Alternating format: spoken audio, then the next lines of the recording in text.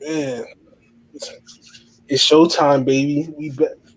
What's good, everybody? Welcome back to another episode of the APF Podcast, episode 110. It is I, the most phenomenal man in shock existence, once again, aka the coach. So Huh? What? we live, man. You gotta say your intro. Oh, okay. Oh, yeah, man. What's up, guys? It's your boy going forward. You guys getting ready for this podcast. I was just busy. I just got bamboozled with this intro or whatever. But yeah, just We get all, we started. all. That's what we do every. We do. I do this every week, man. Yeah, Once you in here, once you acknowledge that you're in here, I started, and then it's showtime. yeah, okay. So, let's see.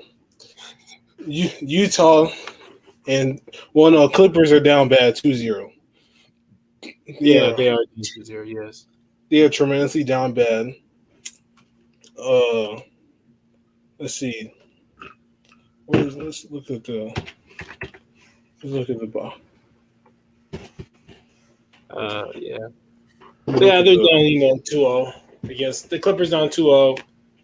Once again, the best player of the team destroys them while Kawhi and Paul George either fail in the clutch or somebody's able to take them pretty much out of the game. Kawhi got taken out by Bojan Bogdanovic, basically same name as a guy on the Atlanta Hawks for Utah Jazz. I watched him. That dude was going there against Kawhi hard. Bro, he was cooking it. Yeah, man, but that defense he had was pretty impressive, though. That was awesome. Watching him defend Kawhi, Paul George doing what Paul George does, which is brick shots, and not come through in the clutch. Donovan Mitchell, he got a lot of help, and I've told people this. I thought it was over for them against Dallas, but I do believe we all thought it was over for them. Yeah, but I guess with Dallas, it was kind of a fluke in a little bit. Luka was doing everything, and he was getting help, but he was getting help from guys who are not very consistent. The Utah Jazz are getting help from Donovan Mitchell's getting help from his teammates over there. Bogdanovic, Joe Ingles, Jordan Clarkson, and remember they have no Mike Conley, so they haven't faced a full team. But the Clippers have to find the Clippers are going to have a harder time trying to stop Donovan Mitchell because his teammates are good themselves. These guys can score. They can take it to the rim. They can get their own buckets without needing a singular person to help them. Joe Ingles, Bogdanovic, Jordan Clarkson. That's three guys who can get what they want through pick and roll, through, ball movement, through misdirection. They have multiple ways of scoring, unlike Dallas, where Luka Doncic needed the ball and he had to help everybody else score because they didn't really have guys who can do all that. And, they continue to play Patrick Beverley. We don't like Patrick Beverley. We think he's completely washed. He'll be done this year with that team. But they were playing him in the clutch, and he sucked. So, you try to make a big-time three down the stretch, Britt missed it. He tried to lay it up with Rudy Gobert. I knew that was going to miss. So he thinks he's so good at basketball when all he does he's just one of those dudes that are just annoys you on the court that you would want him on your side and you don't want him against you. That's really what he is, to be honest. Yeah, he's not a great basketball player. He doesn't have any truly offensive game, and he's just a good defender, which is why they put Reggie Jackson as his starter. And, going forward, their new point guard because they need a point guard who can score. He may not assist, he may not set your team up well, but he can score. And we all know the best point guards in the league all can score. Very few of them are great facilitators, can set up other guys. Luka, Chris Paul, Trae Young are really the 3 point guards who can really set you up. And James Harden, depending on how you feel about him being a point guard or whatever, who can truly set up players and make them better. Everybody else is a scorer, so that's what they need. I think Utah's going to win at least one game over there in the Clippers. they're going to be 3-1. They're going to end in 5.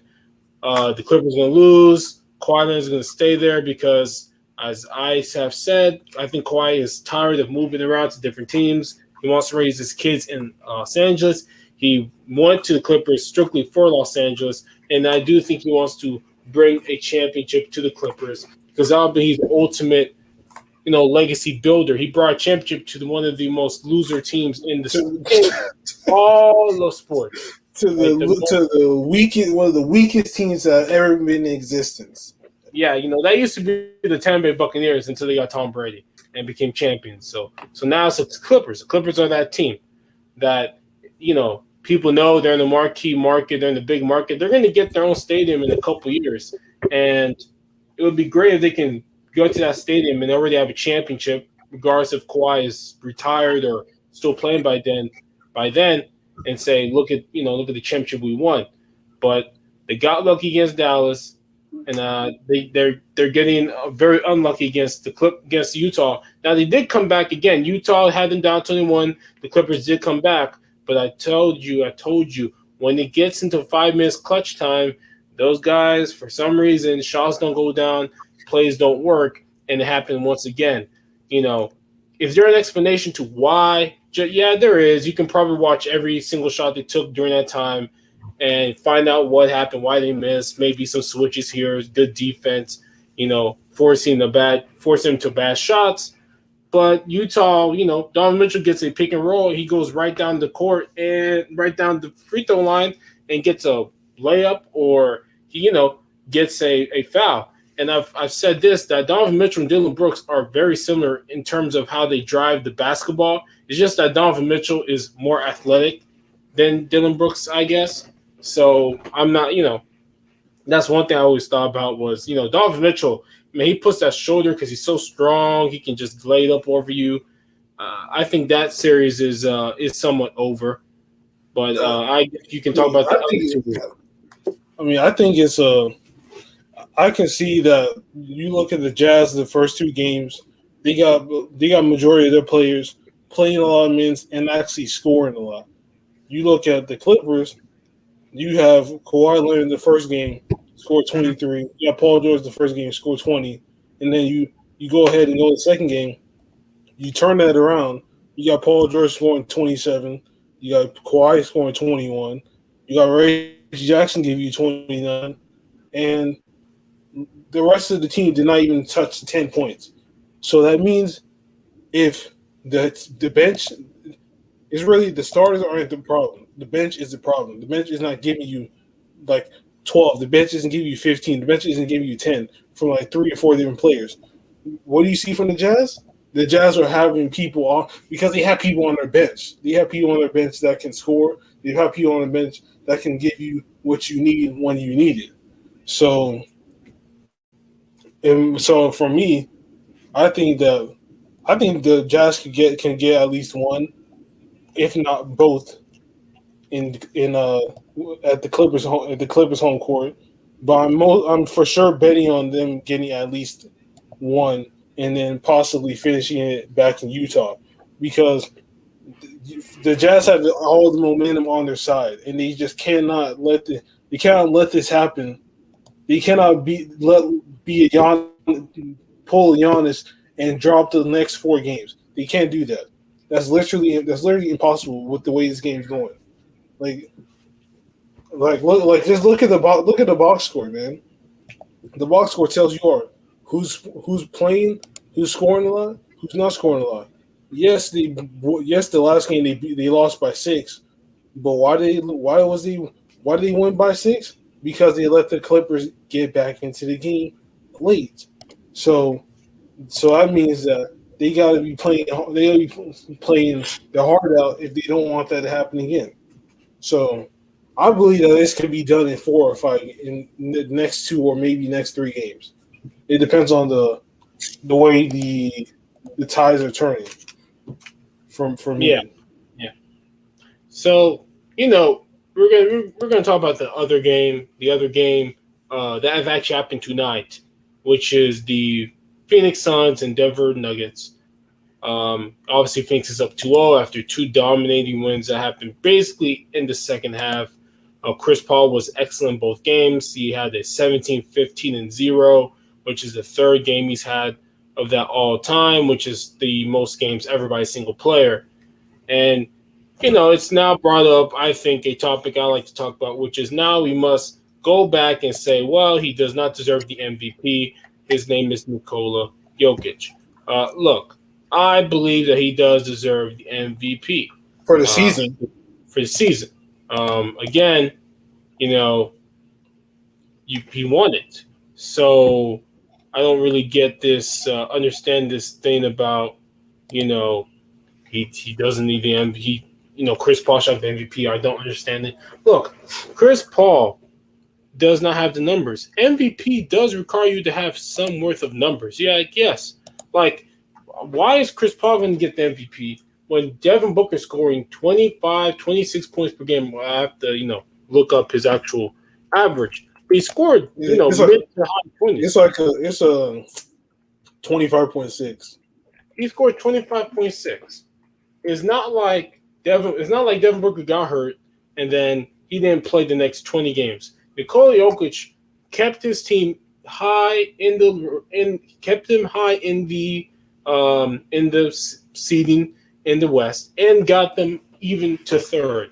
So, and he was 26, 12, and 8. There are just some numbers that you cannot beat.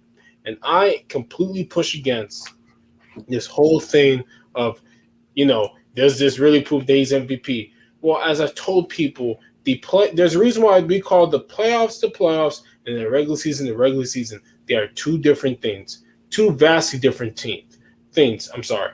Okay, teams usually coming off some weird back-to-back where they're tired, and a Russell Westbrook, a Jokic, or whoever comes in possibly fresh, maybe playing one game in 3 days, and they destroy your team. And over the course of a season of 82 games, Nikola Jokic played most of them. Now, yes, Chris Paul played most of them, but Chris Paul played most of them with Devin Booker. I don't know how many games Devin Booker even missed. Let me see here. He even missed this year, So, the truth of the matter. So, what was it? Let's see here if they actually have his games played. I'm trying to look here for games played.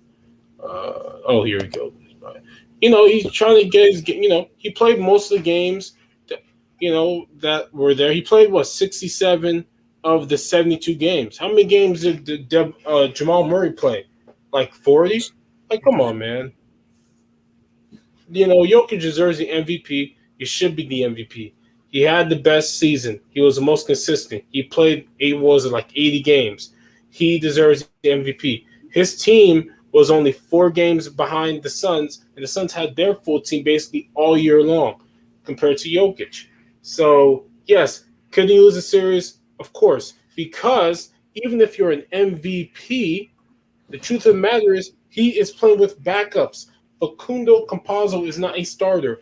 Austin Rivers is not a starter. Do not let it fool you that they beat, the Portland Trailblazers. When you saw the Portland Trailblazers 1 year lose to that ass up. Yeah, they got lit up. They got lit up by Anthony Davis and the New Orleans Pelicans with Rajon Rondo and Drew Holiday, bro. Like, let's slow down here. Okay, that team has always been a sus team in the playoffs because they don't have that third guy that can really score for them. It's really it's like I said before, like last week, right? Where I said also there are playoff coaches, there are regular season coaches, and to go on that point, there are teams that can compete in the playoffs, and there are teams that can compete in the regular season. Portland always gets in the regular playoffs, but they cannot compete in the regular. I said, okay, Portland can compete in the playoffs, but they can't get it done in the playoffs. Why? Because they're missing that one piece. Yeah, they're missing that one piece to help them. So it's like. So it's like they keep getting bounced out every year, and the Nuggets, they're that piece that they have, Jamal Murray is not there. Look at this. Look at this. You got Campazzo scoring 3 points in 29 minutes. Austin Rivers 6 points in 25 minutes. What is this?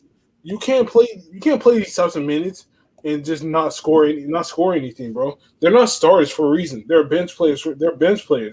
This is why neither one of them start, because they're just not a type of player that you would just put on your starting lineup and be like, okay, I feel confident that this guy can get it done and give me like at least 20 points. Fuck, hell no.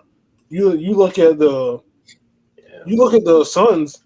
The Suns have all 5 stars scored at least 10 points. All 5 of them can actually give you 20 points or more. Why? Because not only do they have the offensive capability, but it's just like they have so much offense that's like, okay, who's gonna get the ball? Who's gonna score? So that's just my take. I mean, at this point, they got to do something with their rotations, because composite with Austin Rivers scoring a combined 9 points in 45 minutes of action is not going to cut it for you. It's not. Yeah. They just got Will Barton. Look, I'm sure by game 4, Will Barton will be probably playing 30 minutes, but they need to up that man's minutes to about 25 tonight, and maybe they have to be very careful in how they use those minutes. I always liked how Steve Nash, the Brooklyn Nets used, Kevin Durant and Kyrie when they came back from injury. Start them on the bench, let them come in kind of later in the first, towards the end, later in the second, towards the end, so that you can have the majority of those minutes be able to be played in the third and the fourth. I think Will Barton, for example, needs to be played more in the second half. Because, look, the truth of the matter is the Nuggets are pretty good in the first half against this team. They just have been. The last 2 games, actually, they're fairly close in the first halves. And then in the second halves, for whatever reason, whatever happens, they get blown out. Now, that could be that they stop Jokic from passing the ball. Jokic is not as efficient as he was in the first half, or the others are not making shots. Okay? Your second best player on the Nuggets as well is Michael Porter Jr., who is 22 and only shoots jump shots. Can you mute my mic? Yeah. Okay. I'll do that. Hello?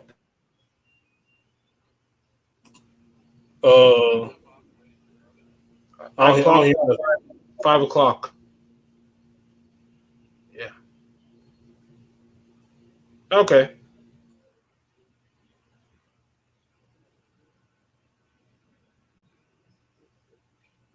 Mute me. Alrighty. Just had to take care of that. Yes, look. I am going to watch this game tonight because there's like nothing else on TV anyways, and I need to wait to unwind. So I am going to look for, and I think tonight is also Philadelphia too. So yeah, are they tonight? I think it's tomorrow. Oh, no, they started. They started. Right? They started. Oh, okay. Yeah. Oh, okay. I got you. So yeah, I'm looking forward to this game. I'm looking forward to this to see what Jokic will do. I just think it's wrong for people now to say I don't understand why Jokic became MVP. Oh no, we understand. To become the most valuable player is you must have a top 8 team, you must have ungodly numbers, you must have been at least to the All-Star game. Yeah, look, yeah. Like just look at the past from 2015, 2021. Steph Curry, number 1 seed. Steph Curry, number 1 seed, even better. Okay, the next year, I think Russell Westbrook, triple-double, historic. James Harden, 30s, high 30s. His team was number 1. His was 30 points, 5 rebounds, 8 assists a game. Yeah, and his team won 67 games. He won it. Giannis won it 2 years in a row. Why? Because his team was top 1 and 2 in their conference, top 2 to 4 in the league. And the second year, he was even better, and they won more games. And he had Defensive Player of the Year that year. Yeah, and he was DPOY of the year. I'm not sure about the Nuggets record last year in the full with that weird season. I don't know what they ended, what their seed was. I don't know if their seed was also the 2 seed. I'm not sure. Maybe it was. You can look that up to fact check me on what their seed was. They were 3rd. So they were a 3rd seed last year. They're a 3rd seed this year. Jokic was even better this year. 26, 12, 8. Jokic. Nobody talked about Chris Paul. You know why? Because Chris Paul had 18 points and 8 assists. You're not going to give a guy 18 points and 8 assists. You know why Steve Nash won his MVPs? Not only did he have 18 and 11 or 10 or whatever, his team was number 1 or number 2. I'm sorry. Chris Paul is just not that flashy. Nobody watches Phoenix Suns games, so he's not on TV. I had him third really in my thing. I couldn't put him over Embiid or Jokic because those guys are far more dominant and far more necessary to their team's success. Chris Paul is necessary to his team's success, but Chris Paul has a very reliable number 2. The number 2 that Chris Paul has is way better than the number 2s. I won't say way better. Now, I'll say way better than Ben Simmons because Ben Simmons, as great as a defense player as he is, man, he's just horrendously bad on offense. I don't care. I mean, his offensive game is so bad that they basically won again. What they won Washington and he didn't do anything, and they beat Philadelphia, Atlanta, and he basically did nothing. So he's not really that useful of a 2. Jamal Murray is much more close to the Devin Booker because Jamal Murray can score just like Devin Booker, has better handles, can shoot the 3 better, got that mid-range, can score from all the different levels, just like Devin Booker. Devin Booker looks more like a Kobe-ish. Jamal Murray is more kind of his own thing, jack of all trades kind of guy. But Chris Paul has a much more reliable 2 than all those other guys. One of them is injured. The other one's basically obsolete most of the time from the offense because he doesn't shoot. So, no, it was correct. It was Jokic and Embiid. Now, with Steph Curry, he got there strictly. There's no joke. The dude had a 20-game hot streak that people are like, oh, my God. They did get the AC. So they're like, let's reward him. He did bring a team that only won 15 games, and they almost won 40 games. So they thought, let's give him something. He was very valuable to his team.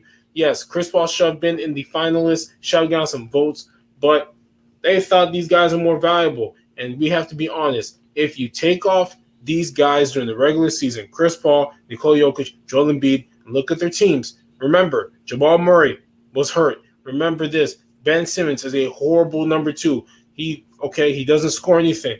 And at least the Suns have Cameron Payne and Devin Booker. Who do you think would be worse off? I believe it would be those other 2 teams, while the Phoenix Suns, without Chris Paul, as everybody says, won 8 games in the bubble to finish third with 34 wins. That team this year without Chris Paul would have done better than those other teams at the beginning of the year because they actually have a number 2 on those teams. They have a bench guy. While like the Nuggets would have been out of the playoffs when Jamal Murray got hurt. Just imagine. I don't even know if Jamal Murray would play the whole year to be in the playoffs. But I know this: they would be out. They would totally be out of Jokic. They would be totally out with Embiid. We've seen that. So don't come here with all this revisions history. Oh my God, look at it. Chris Paul should have been the MVP. Get out of here, man. I'm like, you can't be 18 and 8 in the MVP when you got to do scoring 20, whatever, 6 or whatever. Points per game. 26 points. Yeah, he did. 26 points. You're going to be the MVP when you got to give you near 30? That's ridiculous. What MVP? He could get Chris Paul could get an MVP with like 18 points, but he would have to average like a double-double. Yeah, no. You got to be like 10, 11 assists. People going to be like, oh, okay, he's really doing that thing. But But you're not doing that thing. I said he's probably the third guy just because the team, he did increase the wins by 17. No cap. He did do that. Okay? But he still had Devin Booker. Devin Booker, man. Could you imagine Devin Booker with Nikola Jokic? Devin Booker with some of these other dudes? I mean, bro, let's slow down here. LeBron would have averaged 10 assists again if he had Devin Booker on his team. Shit. Yeah. So, I think Denver's going to win tonight. Their back's against the wall. Jokic is going to play his heart out because he got his, their coach over there disrespects him on the daily, just saying you guys are trash can water and y'all need help. That's what he real for that though. He's real. Yeah, but they were pretty bad. Ain't no cap. They were pretty bad. That game. The coach even said that one of their players was saying I'm not making those shots, so I'm just gonna quit. Man, that's some weak stuff right there. That is, you basically broke yourself. They didn't even do anything over in Phoenix. All they did was play their game. You miss shots, and you say, "I'm done." What is that? And then you had Jermichael Green talking to y'all, and Austin Rivers, or whoever was on that team talking to y'all. These dudes, them two weak ass dudes, Jermichael Green talking in terms of the talent, in terms of his place in the rotation. That's a recipe for disaster. And I'm just saying that team is on the precipice of being broken up. They need to win tonight's game. I'm expecting a big game from Barton and Jokic. And somebody's going to have to come in and help. Maybe some more Paul Millsap. They're going to win tonight. Bro, Paul Millsap ain't doing. As much as I like Paul Millsap as much as I like him in the 2K series, he ain't doing shit in real life. He's not. Okay, they've been playing Paul Millsap like 15 minutes. He got to give them something. The truth of the matter is that coach, you remember when they were trying to close out Portland. They played Jermichael Green over Michael Porter because Michael Porter can't play defense at all. If this game is close, I'm telling you right now, Paul Millsap or Jermichael Green is going to need to be big for that team because Michael Porter probably going to be benched because he can't help himself but foul anybody because he's not very good. He's not a very well-rounded basketball player yet. He's just a really good shooter. He's like Kyle Korver but more athletic and taller. That's what when I think about it.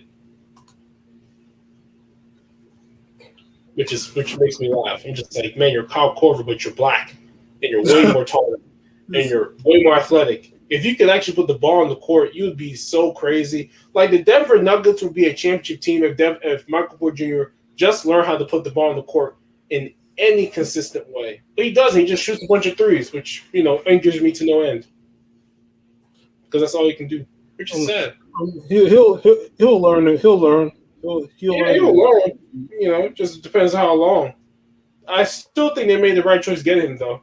Somebody should have picked that dude up. I know the Clippers like, we should have picked him up. I'm like, yeah, maybe I should have. Who have helped you with all that, with his 6'10 shooting crazy ass self. So, yeah, man. Playoffs going to be lit. Is there anything else on the docket today? Oh, I know. Oh, you know what? Kim Kardashian and Kanye West, they got divorced. Oh yeah, we been know that. And then I was like, I seen somebody was like talking about like on IG talking about their divorce and shit. I'm like, well, yeah. They're not going to stay together. Well, Kim Kardashian had their show, and she talked to her mom, and she said, look, she thought that she would be happy with having kids and Kanye going from city to city, from state to state. And then she said she hit 40. She was like, nah, I don't want him traveling from state to state, and I don't want him, and I want him home. And that's why she divorced him, apart from all the other mental issues that the guy truly has, which is unfortunate because, again, as we've always said, that man changed when his mom died. His mom died, he changed forever. He's had to take meds and medications for ever since. But, Kanye West has got himself a new girl anyways, a new Arena Shot, who's a supermodel, who I know her from Hercules. She was in the Hercules movie with Dwayne Johnson, The Rock. That's his new boo right now. What I never understand is why do people just love to get? I'm looking at. I'm like, how are y'all in relationships, or how are y'all in relationships already? It's not like, oh, we're talking or we're getting to know each other. No, you jump straight into a full-on relationship. How do y'all even just jump from one ex to a new girl like that? Y'all don't take months. Truth is, guys like Kanye West with all that money, all that power, all that clout, they just move here to here. I mean, it's crazy, right? He's had 4 kids with the woman. He was married to her for like 7-8 years. A lot of people were surprised that marriage even worked out at all. And, hey, he threw her away like she was nothing and moved on to the next. And that's how people like Kanye West are. Men with that kind of money, they do just move to the next girl. They've got a Rolodex of girls ready when things go bad, and when they go bad, they hit the plan B. Don't think that Kim Kardashian did not have other men that she had ready at the ready when she was ready to dump Kanye West. Because we already heard that she may be trying to get with Van Jones, his 52-year-old self, trying to get with him. Who? Van Jones, he's on CNN, commentator. He's a black guy. He got glasses. He's Kim, you talking about Kim trying to get? Yeah, Kim's trying to. Yeah, there's reporting that Kim's trying to starting to date Van Jones. Remember that black dude was crying when Trump got, Oh, I remember him. What? Lost. Remember that guy who cried when Trump lost? Oh yeah, that's him. That black guy. Oh yeah, I remember him. Like, why him, man? Yeah. Why you know, some people around Kim and Vance, they just have a working relationship, but no cap. When we start hearing cheese like this, the cheese must be believed. Okay, when people start saying these things, take them fully, because these type of information comes from the people that know. They don't just come from the sky or some crackhead on Twitter. They come from people who know Kim Kardashian and Van Jones. I don't blame her. She probably wants a more stable man, I guess. And Kanye is not a stable guy as we know. And she moved to Van Jones. So good for her. If that is happening, that is a rumor or reporting of this moment. But yeah, I'm not surprised. Dudes move on to new. It's girls actually, funny enough, are move on easier than guys from relationships. Because she just kind of goes to the next best guy. The man cares about the woman. Men love more idealistically than women. Women don't really love. They love things. They love the money, the resources that you bring. You and me, guys, we love more for the girl, because if we have money, we have everything. We don't really care if she has some crazy banging job. I don't really care. If I have $100 million or I'm very well off, I'll date whatever girl I want. She doesn't have to have some crazy career, because if she has some career, then she's going to be very independent, and she's going to, be very abrasive and going to try and challenge me on everything. I'm just going to sick and tired of her. So, that's why women date, don't date guys who are bums on the street. They date, rich dudes. You ever watch that channel, that Gold Digger channel? Which one? What's that? He's some Asian looking dude. Is it UDY? Yeah. Oh yeah. I know. Yeah. I know about them. Yeah, I do. Look exactly what happened. There's a video, that last video he made, where this girl, she was straight up honest with the guy she cheated on with a fake dude who sold art. He sold art for like $50,000. He said I sold for $400,000. She said, I went to him because he could provide for me more, because you couldn't provide. That's how women are. That dude was out there crying, saying she's for the streets, all that stuff. He was like, you can't give me more time. No, dude, she couldn't give you more time, because women don't love you for you. They love what you bring. She went to the fake dude who's not even real. All he said was had rented a nice house, and she fell hook, line, and sinker. That's not the type of woman you want. She kept that dude looking for other dudes. She was on Tinder in the relationship. Could you imagine if you were dating a girl and she was on Tinder, bro? Tinder, and she's out there like, you're dating her. She's on Tinder looking for other matches. Man, if I found that out, we done. I'm gonna say, look, either get off Tinder or we're fucking done. Why are you on Tinder? You should be on Tinder when you're single, not when you're dating somebody. But yeah, Kim Kardashian has another dude lined up, probably another guy she's been looking at for whatever reason, for her kids or whatever. So I just want to say that I love their channel, because if you don't believe, funny at first, if you bring your girl on that channel, you already should probably get rid of her anyways, because most likely she's gonna show her true colors on that show. That's why that show's so cool. Yeah, UDY, man, go sub to them. They channel's funny. They're not fake. Damn. But yeah, but I will say I will add this, that what you call it. So as we all know, Nate, if y'all don't know who Nate Got Keys is, go ahead and sub. And he has another channel called Nate's Life. That's what he originally used to go by. Now he's on Nate Got Keys. So this dude, Nate, he is a mover. I'm talking about not like you go move from house to house, year to year. No, he moves from girl to girl to girl, and he originally dated Ashley Ortega. Then he went to Michaela. Then he went to this other girl. Then he went to this other girl. Then he went to this other girl. He be moving, bro. He be moving. And my thing is, and tell me if this makes any sense. That okay, pranking, right? Pranks. Sometimes they get out of hand. Then you go ha ha he he. It's just a prank. Y'all move on. Have a good day. Then y'all get each other back, and then the cycle goes on, right? Okay, so he did a prank with his ex, right? It's basically she's in our bed prank, trying to basically make it seem like they just doing something, but they never really did. So I watched the video. She comes in, she sees his ex fiance, ex fiance in their bed. She sees that. She immediately starts breaking down.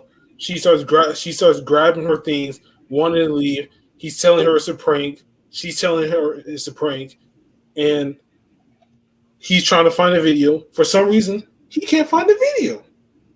So I'm trying to figure out, I'm like, you know how it is on YouTube. It's a prank. It must be fake. It must be fake, right? So I'm thinking it must be fake, bruh. Now I'm here thinking, okay, there's a possibility that could be real, possibility that can be fake. I'm gonna be neutral so that way I'm not wrong. Come to find out, she over here threatening the relationship. She's over here threatening the relationship because he did this crazy prank. Now I understand it. I get her side that supposedly that this other dude cheated on her and blah blah blah, right? I get it. Now beforehand I didn't really understand it, but then I get it. But my thing is, she goes ahead and does a moaning prank as well, like before the last prank. So my thing is, this is why I always say that you always gotta take your time with these relationships, man. Because you got girls out here threatening your relationship and shit. They're going to threaten you with their relationship and taking their dog and shit and leaving. And my thing is, if you can't handle the prank, then don't do the prank. Don't do pranks. This is why I don't like doing pranks myself, because I know this shit might happen to me.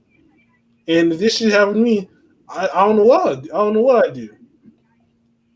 Yeah, man. I never like pranks. I don't really get pranks. I think pranks are dumb because pranks just lead people to having, yes, like not everyone wants to get pranked. Like people don't want to get pranked. Look what happened to your boy David Dobrik. Look what happened to your boys over, Team 10 or whatever. Look at what happens when they prank and they do weird things, man. People don't expect it. People go down. People lose money. People lose clout. People lose respect. And this guy almost, I get, did he lose his girlfriend or almost did? I mean, it's like they're taking a break right now. And he's okay. Yeah. Keep going. He's taking. It's like she wants a break from him, and then you always gotta give them some space, because you kind of trying to keep using that crowbar and trying to open up, then they're gonna want to keep being closed off from you even longer. Look, I'm just saying, she's taking the break. She's looking at other guys, man. She's like, I don't need this, and she's like, you know what? I am ready to get a new guy. Let's just be all the way 100. Girls, she even took off the ring, bro. She took off the ring. She took off the ring. She's taking a break. Yeah, she's taking a real break. The funny thing is, he hasn't even known her for a whole. I don't even know how long he's known her, but not enough to put a ring on her. Yeah, damn. Why you need to at least a year plus of knowing the woman. I'm telling you, Nate does not really give a damn. Any girl he sees and likes, he'll just get in a relationship with them. Yeah, like it's okay getting a relationship, but don't put all that money, don't put all that ring this. Whoa, man, I don't know, man. These dudes get into all this money, all this fame, all this power, then they go straight to the heads. Now they want to go, date a girl and then wife her up. Like, did we not watch out in the Khloe Kardashian? She up there, Now I believe that relationship would have worked if Lamar Odom did not become hooked on drugs. But Chris Humphries, she dated Chris Humphries 30 days. Has a great relationship. That lame as fuck. I know, and she had like some crazy ass. E did the whole freaking special. I remember that special. Like I was so young, but I do remember that special was on E, and she had everybody was there, and Chris Humphries and Kim K, and then they married a month later, she dumped his ass. She divorced him. It was 8 weeks. Their marriage lasted for 8 weeks. Yeah, 8 weeks. Like it was some. Yeah, and then she dumped him. Then went for Kanye West and lasted 7 years and 4 kids. Like, be careful who you marry. If there's one thing I tell you, marry a girl after 12. You need to know her 12 months. You need to know her. You need to live with her. You need to make sure you know everything about her. You need to put her to the ringer. Marriage is not easy, especially if you get married and you bring in the government. Because if you get married, bring in the government, as you and me know, and it goes wrong, half your money is gone. Half your money is gone, which is why I'm very, very skeptical of getting married. Not because I don't want to be married, but because of the financial destruction it puts on men. We will lose. We will lose, okay? 50%. 50% of our money. Gone. Because, she's like, oh, I'm tired or whatever. Like, nah, man. Nah. If I ever make some crazy amount of money, which what I'm working towards, prenup on site. Prenup on site. I am not losing my money for like a relationship that can end in 3 years. No. I'm gonna lose it 50%. I advise you, if you make a lot of money, prenup that girl. She'll do it. If she really loves you, she'll do it. And you should do it for yourself. Gotta be careful out here, man. 50%. And here's the crazy thing, right? So, and they, I know you ain't gonna be watching, but remember what happened last time you was about to get married to one of your exes? That relationship ended, my G. Y'all never got married. She's now an ex-fiance. It's happening again, bro. Don't do what you did last time, bro. And I will also say this. Fuck this girl, his ex Michaela, right? I don't understand why after his girl walked out on him, she want to start talking about food. I'm hungry. I need some food. Motherfucker, the girl walked out on him. What the fuck you talking about for some food for? You fucking crazy? Like what? We had to fight. You talking about some damn food and you hungry? And then a couple of days later, gonna have the audacity to cry because Nate messed her relationship up. Are you fucking kidding me? He messed your relationship up, but you was willing to do the prank. I don't understand how someone who's willing to do this video idea blames the dude that gave the idea, even though you're the one that did it, talking about, oh, you messed my relationship up. Oh, now this dude is asking me, why are you still in contact with your ex? Motherfucker, what? I was sitting there watching that video like she can't be serious, asking for an apology, like she's a victim. She didn't lose nobody. This nigga did, and he's not even asking an apology from you, but you're asking one from him because you supposedly lost help. Oh well. There's so many more dicks out there for you that you would love to suck on. Talking about I need an apology. You can apology these nuts in your mouth. I don't get women. I don't get women sometimes. They're timing at the worst possible times is it's just so bad to me. It's just really bad. Yeah. And I can't. I just couldn't believe why. I can't believe when she really said that I need an apology. Would you apologize to her after that situation? I wouldn't. Apologize for what? I ain't gonna apologize for nothing. So she asked for an apology because supposedly he messed up her dating life. How he messed up her dating life? That's what I'm trying to figure out. But She he was the one that wanted in the video.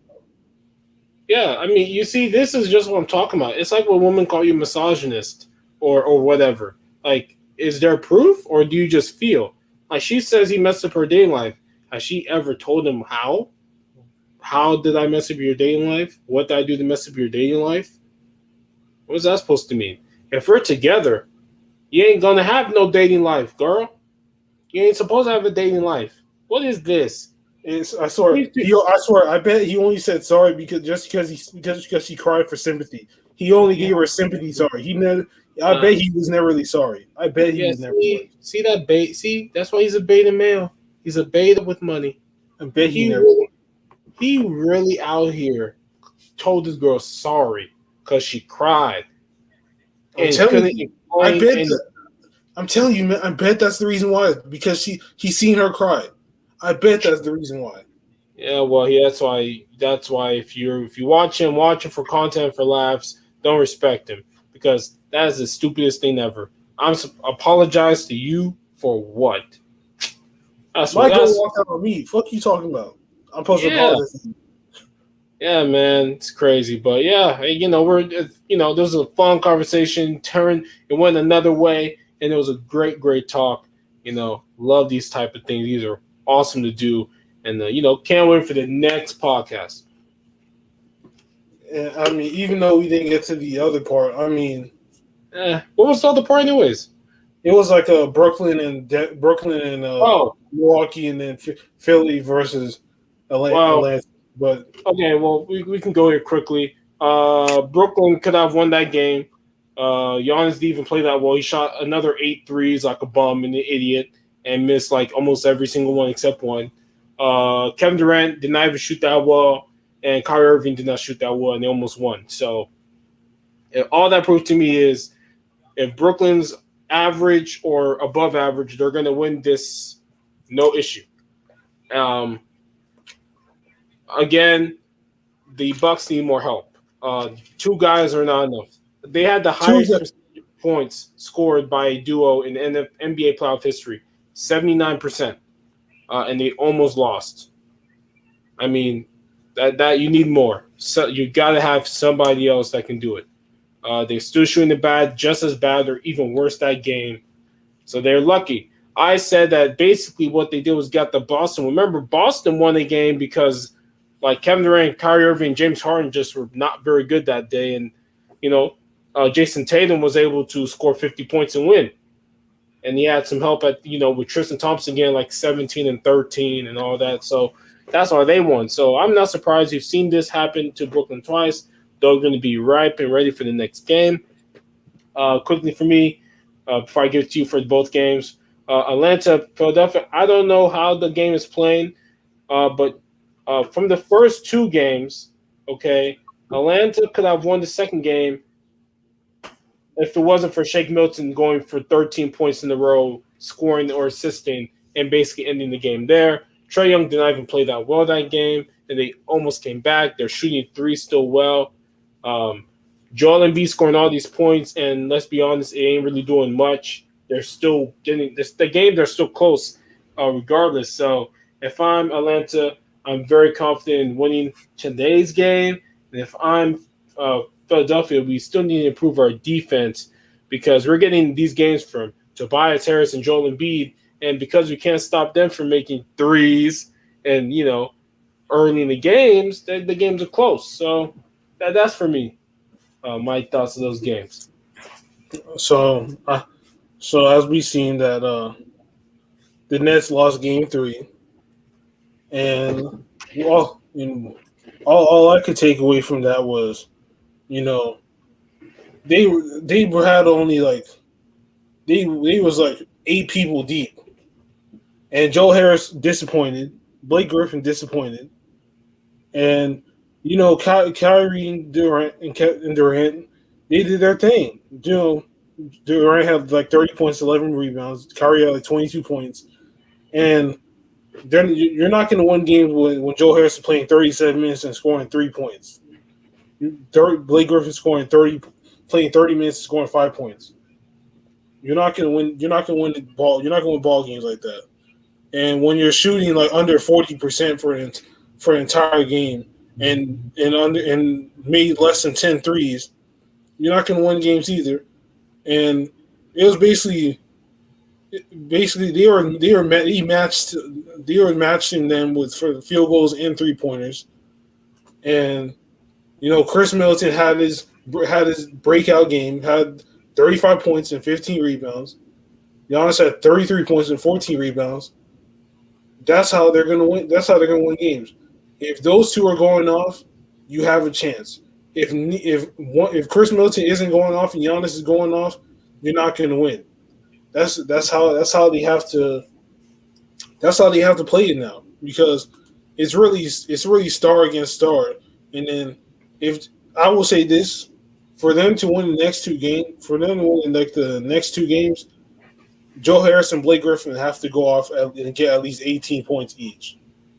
If Kyrie can get like 25 and Durant can get 30 and Blake Griffin can get like 20 and Joe Harris can get 20, you're winning. You're going to win games, and then you're gonna have to ice down either Chris Middleton or Giannis and make either one of them beat you. You can't let both of them beat you.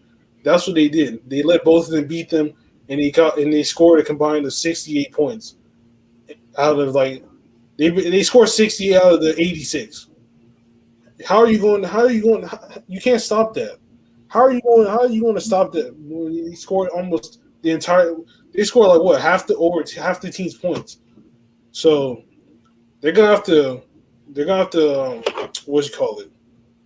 They're gonna have to see what they did wrong, because you're not gonna win ball games by letting letting 2 people on the same team drop 68 out of the 86 points. I don't even know how that's even possible, to be honest. But it is but they did make it possible.